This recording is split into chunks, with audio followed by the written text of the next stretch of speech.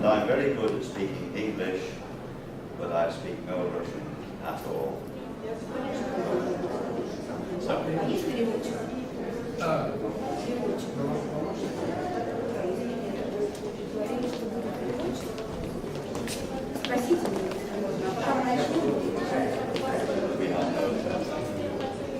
do we have a translator?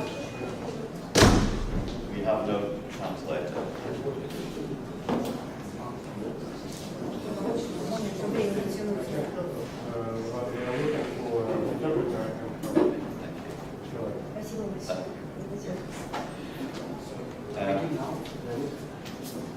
We don't have. Я могу переводить, психолог на такую проблему.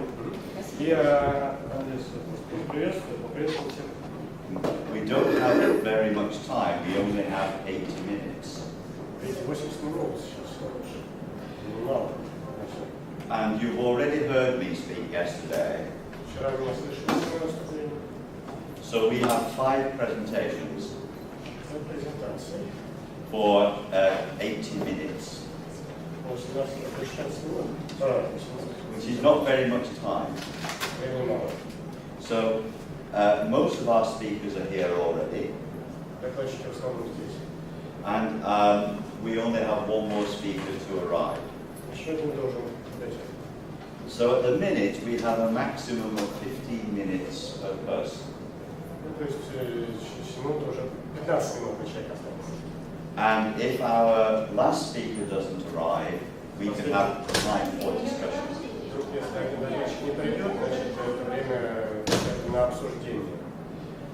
So I'd like our first speaker to speak to us, Natalia. Welcome. Thank you. У меня просьба минутки за 3, чтобы мне сказали, чтобы я уже закруглялась, потому что теперь не зашкаливала за время. Спасибо. Мой доклад «Расстановочная работа в свете христианской психологии».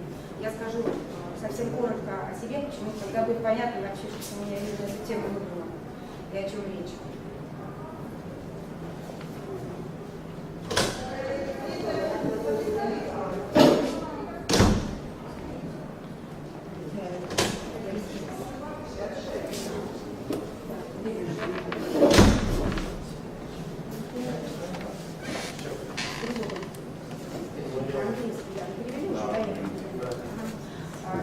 Меня зовут Наталья Спокойная.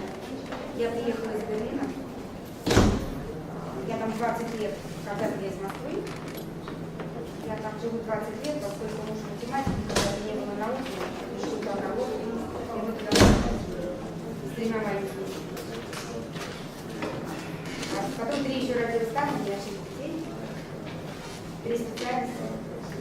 По первой специальности я математик тоже. По второй специальности я теолог. Теолог, по второй специальности. Сразу скажу, что я широких взглядов. Мой учитель отец Александр Ленин.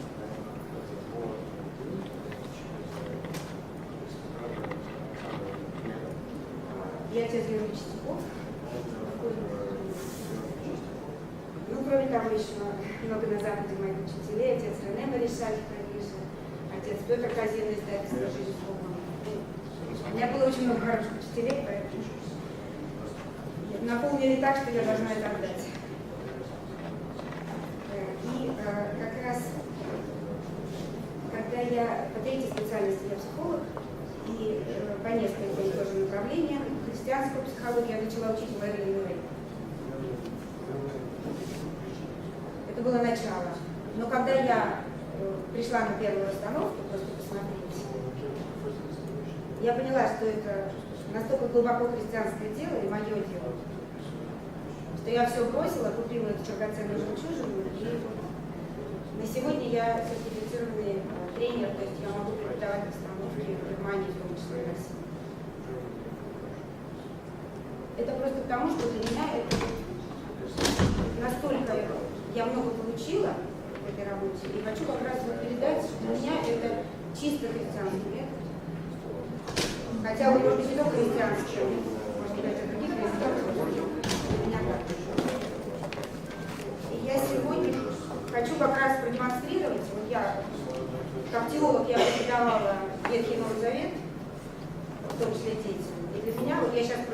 конкретно покажу, что порядки любви в расстановочной работе это фактически те же заповеди Божьи, только на другом языке.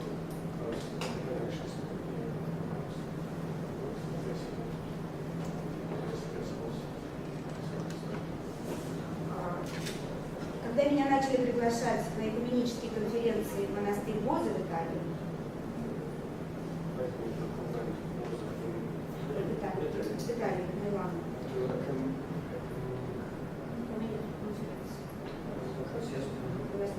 в монастыре Бозы в Италии, то там представлены все православные церкви, немножко католических, англиканская церковь и еще там некоторые меньшинства. Копты, Дух-Интеллект-Эмоции-Тело церкви все. В основном православная тематика. И когда я подошла к архимандриту Василию, следующий, вот его фотография, архимандрит Василий Гролемунд, он из сербской православной церкви, но в прошлом он больше 20 лет был схимником на Афоне.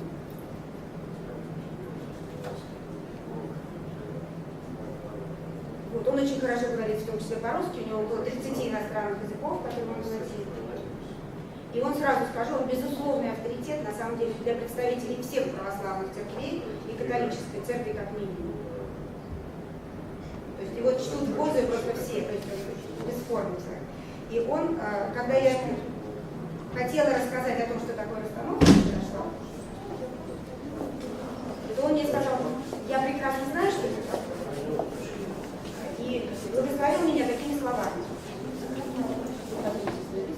Свидетельствуйте миру об этом величайшем чуде Божьем, которое сейчас пришло в мир. Вот я свидетель.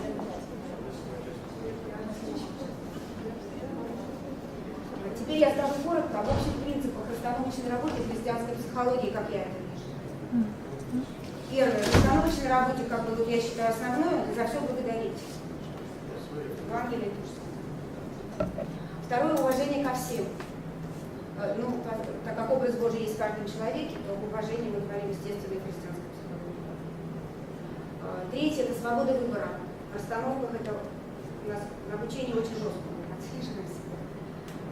И, опять-таки, с христианской психологией понятно, что если Бог нам предоставляет свободу, то мы должны ее предоставлять другим.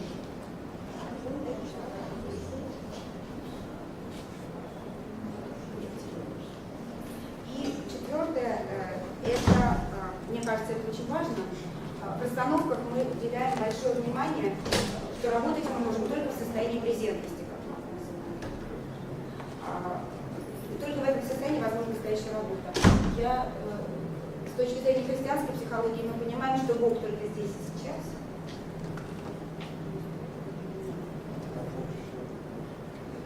Вот. И поэтому только в этом состоянии мы можем на самом деле реально чувствовать Бога. Поэтому опять-таки принципы для меня совершенно очевидны. Вот. Теперь следующий, пожалуйста. Теперь я пару слов, как работает расстановка. Она основана на феномене замещающего восприятия. Феномен замещающего восприятия. По-моему, здесь где-то было. Значит, феномен замещающего восприятия, значит, о чем речь? Наше тело, каждая клетка нашего тела, на самом деле наше тело мощнейший резонатор и точный носитель информации о мире. И каждая клетка знает информацию о всей Вселенной. Врачи-кинезиологи это используют. Врачи-кинезиологи, в частности, это используют. В христианской психологии мы знаем человеческий организм, мы все от Адама, и поэтому связаны друг с другом и со всей Вселенной. Теперь, феномен замещающего восприятия состоит в том, что когда произвольный человек, выбранный на роль кого-то из семейной системы клиента, реально испытывает его чувства, вне зависимости от того, жив человек или нет. Это вот то, что мы используем в расстановке как видео. Вот. По-христиански мы все братья и сестры, дети одного отца, церковь тела Христова, мы все члены. И когда болеет один член, болеет другой член, соответственно, и выздоровление идет с помощью всего организма, то есть у меня это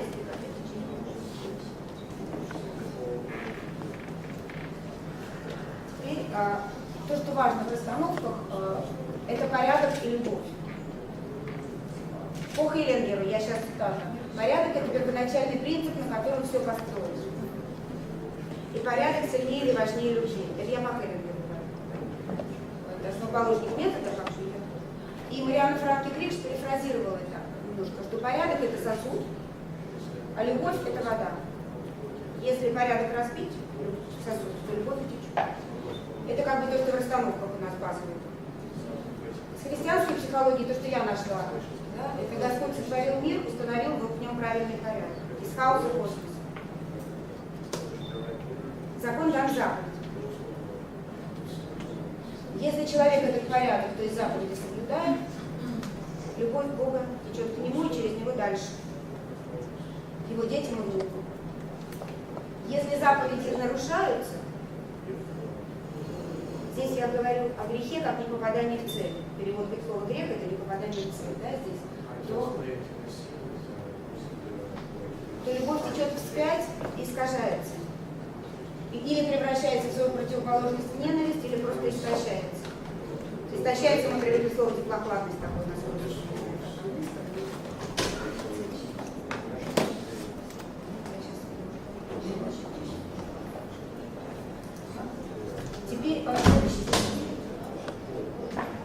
Теперь я скажу очень коротко три базовых порядка расстановочной работы. Первый – право на принадлежность. Право на принадлежность, право на место. Все, кто относится к системе, в данном случае к семейной системе, имеют право принадлежать, никого нельзя исключить. По заповедям в каждом человеке образ Божий, Бог любит всех. Не убивая, в евангельском контексте это уже идет речь о любви. И любите врагов ваших, делайте добро ненавидящим вас, я не буду только цитировать. То есть здесь речь о том, что тоже мы должны всех включить. Второй базовый порядок. Значит, речь идет об иерархии. Внутри системы приоритет или больше ранг имеет тот, кто пришел в систему раньше. За исключением одним дети и родители только дают, а дети только берут. Поскольку в жизни они берут и передают своим детям. Заповеди это почитай отца и мать свою. Вот. И дальше, если человек нарушает порядок, то есть стоит выше по иерархии, в данном случае я нашла Господь Бог ревнитель, наказывающий детей за вину отцов до 3 или 4 рода. В расстановочной работе мы видим, что когда встает, допустим, сын выше матери или отца, то все проблемы рода он тянет на себя.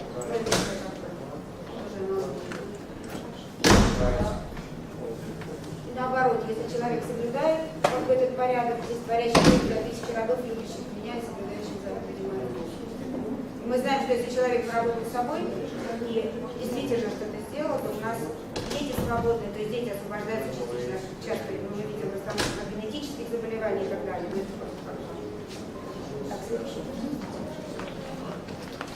Так, и последний порядок базовый, это должен быть баланс в любых отношениях. Иерархия, я не так сказала. Иерархия, значит, естественно, кто пришел в систему раньше. И молодая система имеет преимущество перед старой. Оставит человек отца и мать свою, вот в Библии я аналогию. А вот здесь, в любых отношениях должен быть баланс. И вот тут родители только дают, а дети только берут. Вот здесь. Да? И для меня вот аналоги заповеди, да, всякому, кому дано много, много и потребуется. И кому много верено, с того больше слышит.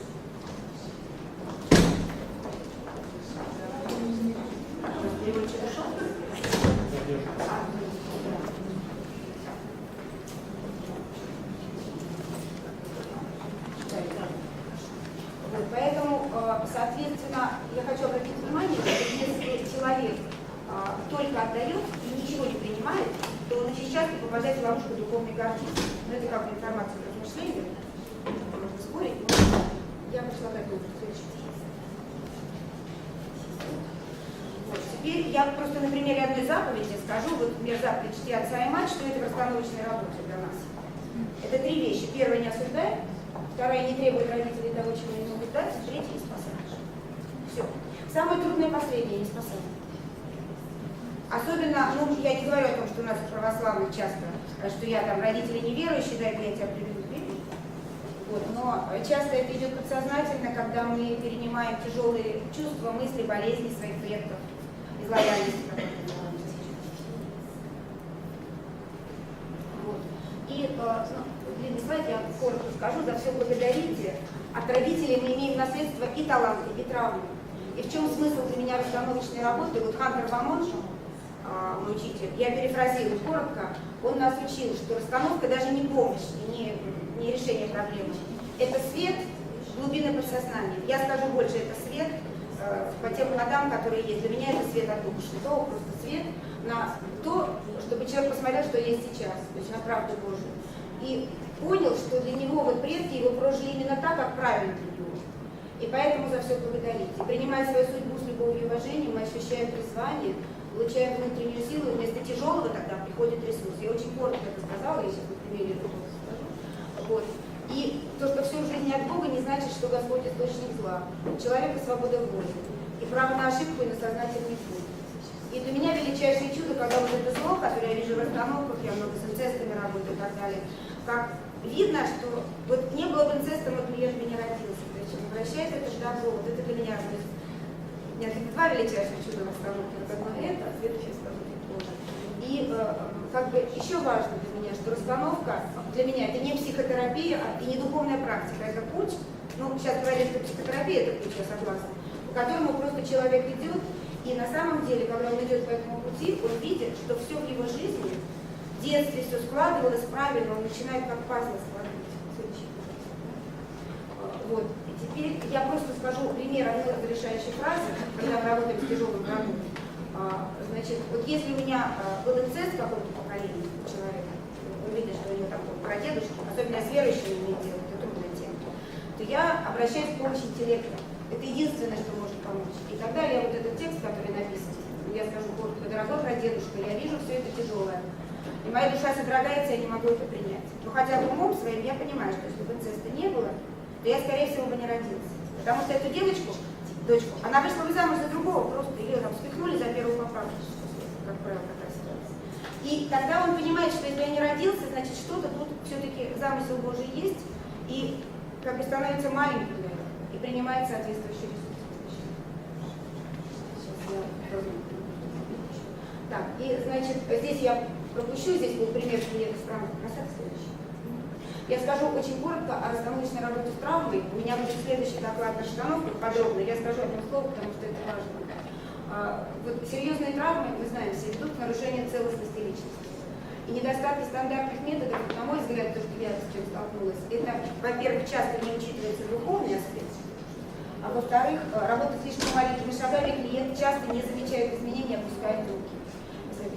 Я поэтому работаю с травмой, вот сейчас я поняла, что надо делать большие шаги специально, именно методом расстановки, но при этом у меня 4 элемента. Это физическое, я из модели дух, душа, тело, я ее не люблю, потому что слово душа каждый понимает по-своему. Я сделала 4 элемента.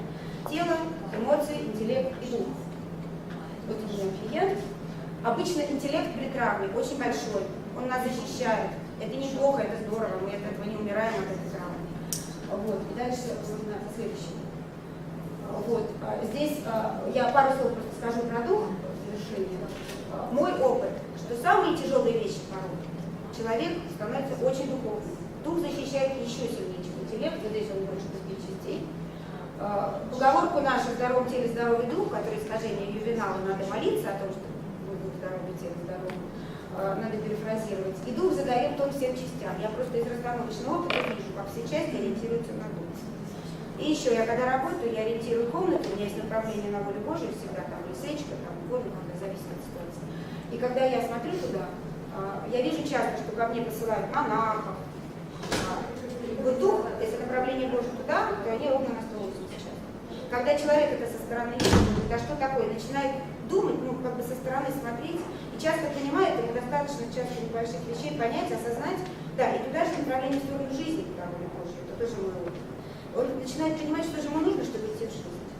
Все, и, значит, в завершение я хочу сказать, что эта работа, вот этот доклад будет подробно на следующей секции, и я хочу сказать, что эта работа по плодам, вот, Я не врач, я хорошо знаю свое место. Но то, что приходит гепатит С, красная волчанка, серьезно очень были явные, я работала с клиентом с раком, несколько раз случай шизофрении легкой, с моим диагнозом. Это не мои проблемы. Я считаю, что это все одно. И еще раз, я всю жизнь занималась катехизацией, потому что то, что мне было интересно, я передавала другим. Сейчас я имею возможность с помощью этого, когда человек освобождается от травмы своего рода, то он идет к Богу сознательно, потому что он начинает его чувствовать. Это я вижу, я этому свидетель. Это для меня одно из самых потрясающих вещей. Спасибо большое за внимание. Я много не договорила, про травму у меня доклад. Natalia, I feel terrible that you had to rush. Очень жаль, что встреча для того, чтобы так говорить. Я старалась успеть скачать. We could spend 1 hour for every talk at the moment, and I'm sorry. Да, каждый может хоть час говорить, да, потому что вещи сказать. They've only given us a little time for all our work. Нам очень мало времени отведено на нашу работу, к несчастью. Thank you. Спасибо огромное. Я чувствую, что очень